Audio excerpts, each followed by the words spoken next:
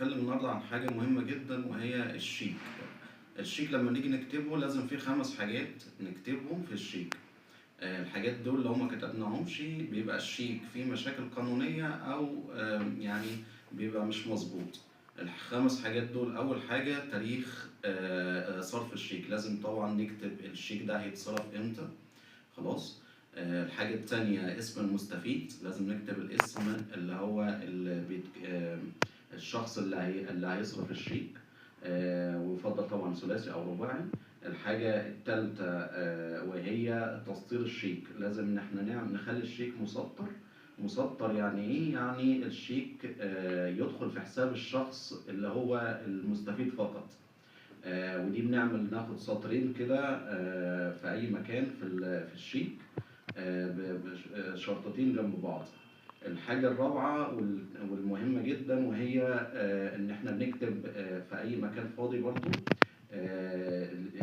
يصرف للمستفيد الأول فقط، وهي بنسميها إقفال الشيك، علشان الشيك ده يتصرف للشخص المعني فقط، ولو وقع في إيد أي حد تاني غير الشخص المستفيد أو صاحب الشيك ما يقدرش إن هو يصرف الشيك.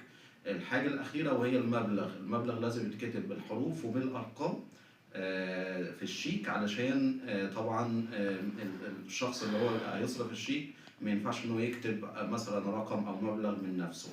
ودول أهم 5 حاجات لازم يكونوا موجودين في الشيك. لو في أي استفسارات ممكن تكلمونا وتبعتونا على رسائل الصفحة. شكرا. هنتكلم النهارده عن حاجة مهمة جدا وهي الشيك. الشيك لما نيجي نكتبه لازم في 5 حاجات نكتبهم في الشيك. الحاجات دول لو ما كتبناهمش بيبقى الشيك فيه مشاكل قانونية أو يعني بيبقى مش مظبوط. ال5 حاجات دول، أول حاجة تاريخ صرف الشيك، لازم طبعا نكتب الشيك ده هيتصرف إمتى. خلاص.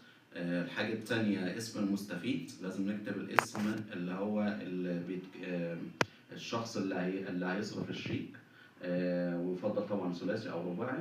الحاجة التالتة وهي تسطير الشيك، لازم إن احنا نخلي الشيك مسطر.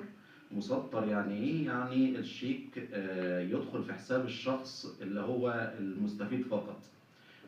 ودي ناخد سطرين كده في أي مكان في الشيك، شرطتين جنب بعض.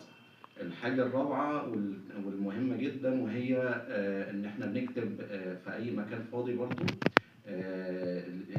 يصرف للمستفيد الأول فقط، وهي بنسميها إقفال الشيك، علشان الشيك ده يتصرف للشخص المعني فقط، ولو وقع في إيد أي حد تاني غير الشخص المستفيد